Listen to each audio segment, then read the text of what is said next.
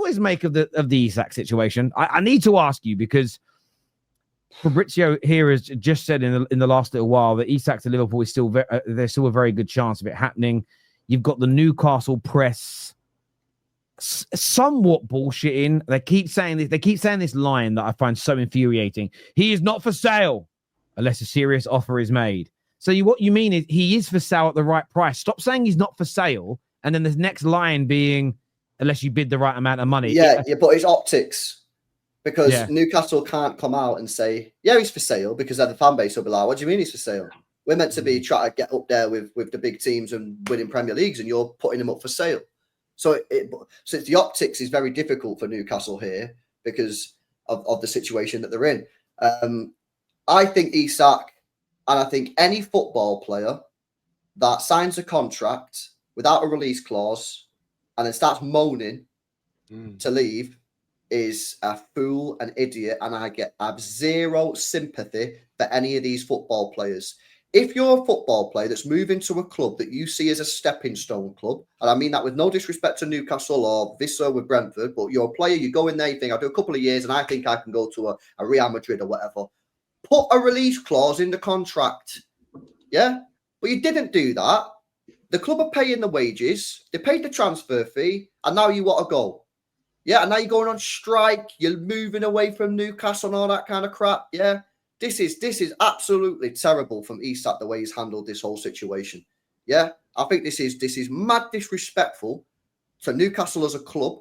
Yeah, when he was at Sociedad and they paid 60 million quid, by the way. And by the way, when they paid that, most people were laughing at Newcastle. Mm-hmm. Most people were laughing at Newcastle. They gave you the opportunity to come to the Premier back League. Of a season scoring 4 goals, wasn't it? Bro, they give them they give him the opportunity to come to the Premier League and showcase his abilities, yeah. And all he had to say to Newcastle is, listen, I'll come to Newcastle, I'll sign a contract and join your football club, but I think that in a couple of years I'm going to be mega and I'm going to be able to get a big move. So can you put a release clause in my contract of 100 and 120 million? And at the time, Newcastle probably would have said yeah, because they would have doubled the money. If that happened, they would say, right, well, if someone activates the release clause, we're buying him for 60, we're selling him for 100, 120, yeah, we'll do it. He didn't do that. His agent didn't do it, and now he's sulking. Well, sorry, mate. Like, I see it. You know Stefan, don't you? Awesome. Yeah, no, Steph, yeah. He said, right, and he put out a good tweet today. He said, when clubs sign a contract with a player, if they don't like the player, they can't just go on strike and not pay the player. Manchester City probably would have liked to cancel Jack Grealish's contract last year. He was on 300 grand a week. United would have liked to have done it with Sancho. You know, Arsenal probably would have wanted to do it with Sterling last year when he was on loan. Chelsea want to do it with Sterling now. They can't because they've signed a contract. They can't just stop paying the player. So why is it that players just go on strike?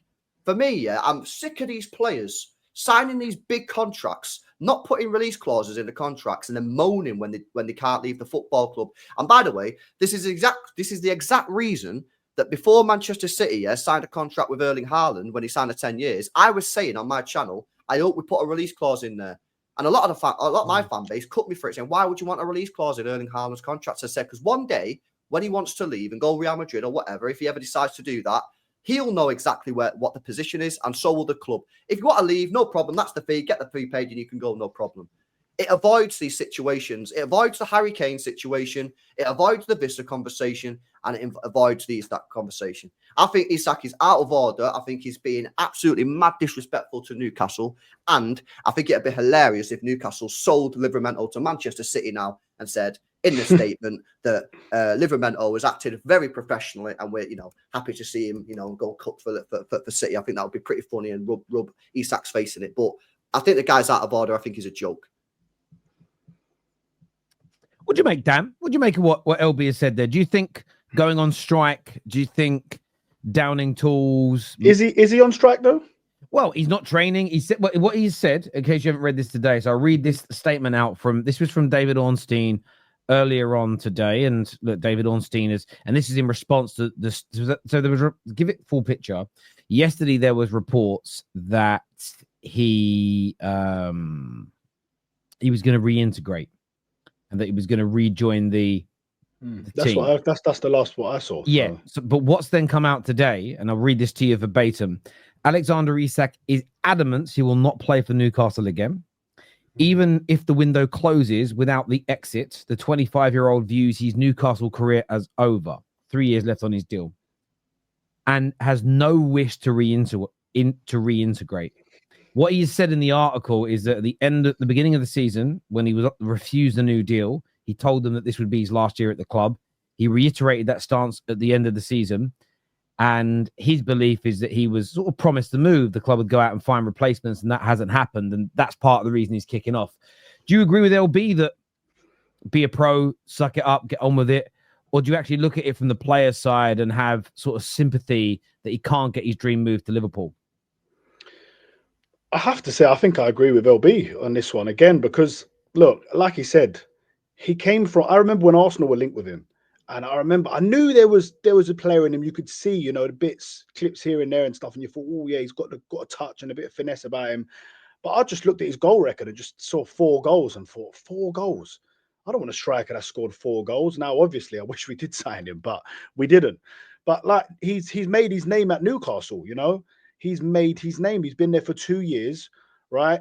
He signed the deal. So like LB said, he has signed the deal. So look, with Newcastle now, they're in a situation, right?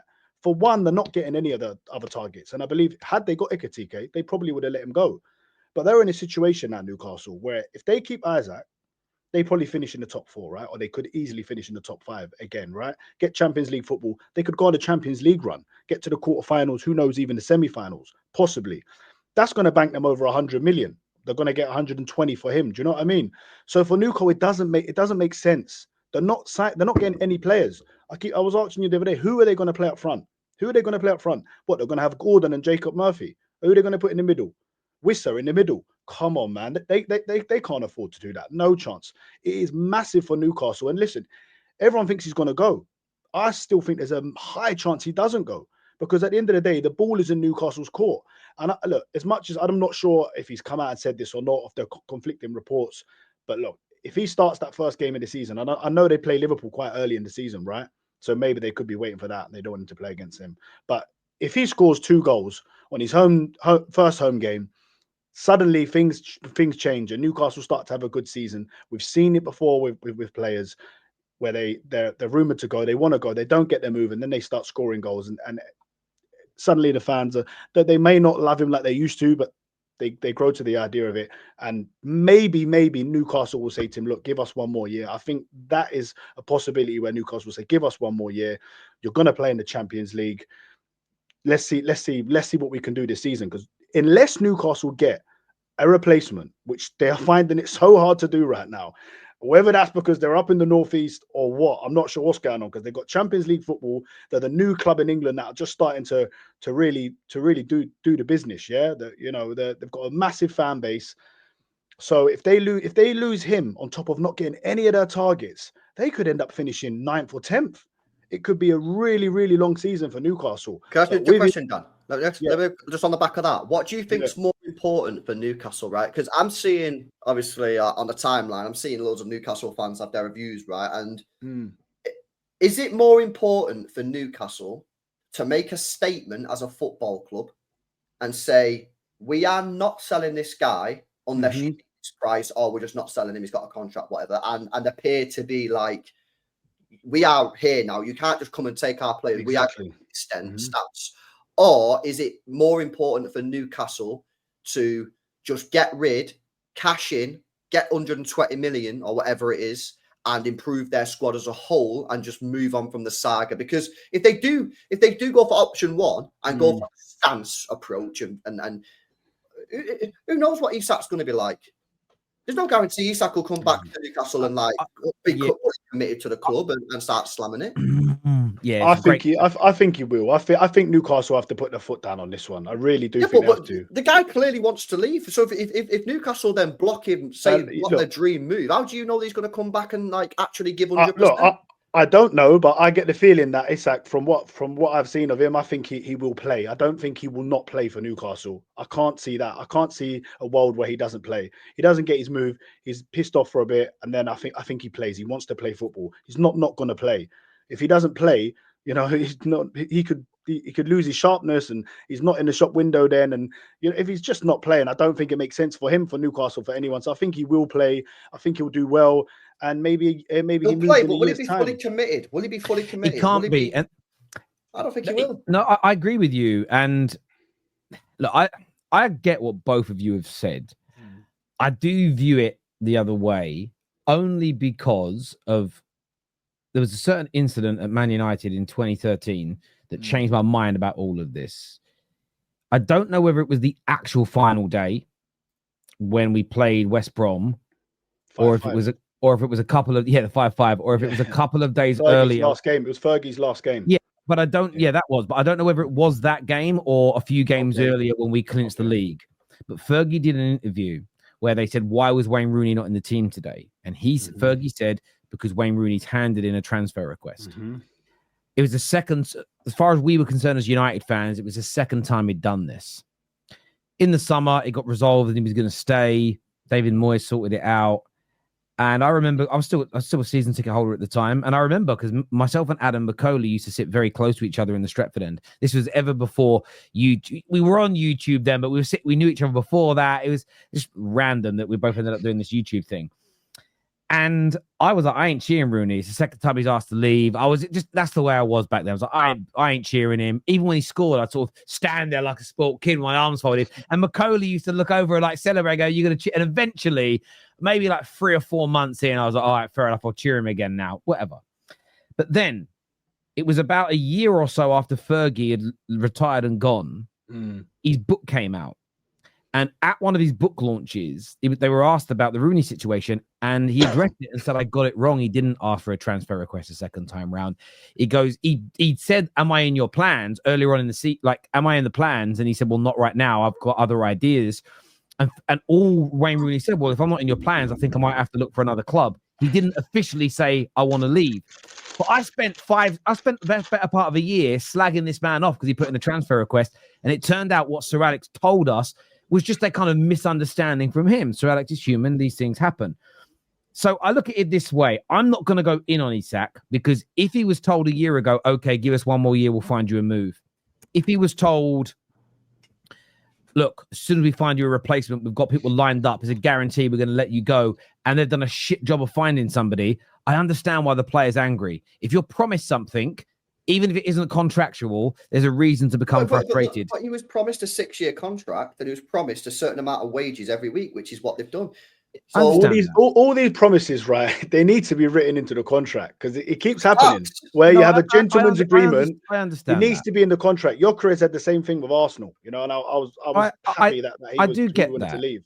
But I do get that, but you're a PT. You're a PT. Yeah.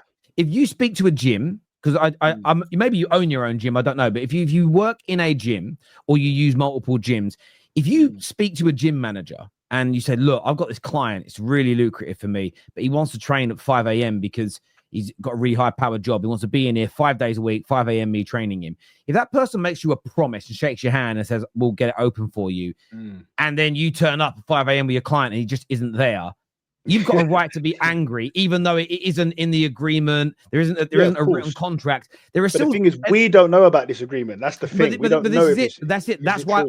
That's why I'm saying what you boys are saying makes sense. Yeah. The reason why I'm not going in is because we don't know what we don't know. The same with Trent. I've said all along, Liverpool fans are allowed to call him a rat, crack on. No one's telling you how to feel. What I've always said, before I have a complete conclusion personally on how I feel about Trent's move, I need to know whether, one, he did what they said, kept on stringing them along, deliberately run his contract down to leave for free, or if he just kept on saying to them, I don't want a new deal. I don't want a new deal. Please stop offering me a new deal because I'm not going to sign one. Those two outcomes, for me, just for me as an individual, changed how I view him. We all remember Raheem Sterling, another famous example. The Liverpool press, Jamie Carragher included, I still think they're one of the biggest reasons that Raheem Sterling got so much shit at City. And you remember this, LB, it was painted as he's leaving for the wrong reasons, leaving for money. There's no ambition. It's a rat move. Turned out he was leaving for all the right reasons, but the media spun it like he was some ungrateful, insubordinate wannabe. and he was booed. He is still disliked by people that only listen to the mainstream media. He is still disliked by people because of that. Now, all those examples I'm giving, the Rooney one, the Trent situation that's happening in real time, the Raheem Sterling situation to Man City, all of those things stop me from prejudging it in that way. Because clubs are more unloyal, by the way. Clubs are far more unloyal to players than the other way around. Clubs get rid of far more players every year from academy level up that they deem surplus to requirements. There's something about this. I don't think Isak is bullshitting. Sympathy-wise, though, look, I don't really feel sorry for most footballers. I don't feel sorry for these multi-millionaire people at all. So that element, I agree, will be 100% on. I'm not going to sit there and go, oh, bless his heart. He ain't got to go to Liverpool. I'm not saying that, but I do think there was some kind of promise, some kind of understanding that Newcastle... Harry Kane's a great example. To this day, people still don't know the complete truth. He didn't not turn up to preseason training. He said all his goodbyes last training session of the season. He was promised by the club they would sell him for a certain price. That price was bid by City. Spurs went back on it. Harry Kane was then painted as a scumbag for not turning up for preseason. He was told not to. He was told he was being sold. So that's why I don't prejudge these situations, just because there's been so many examples in the past where the player has been made to look bad, but actually the club is every bit as guilty in the scenario. But look, I'd love to get everyone's views and opinions. I've got some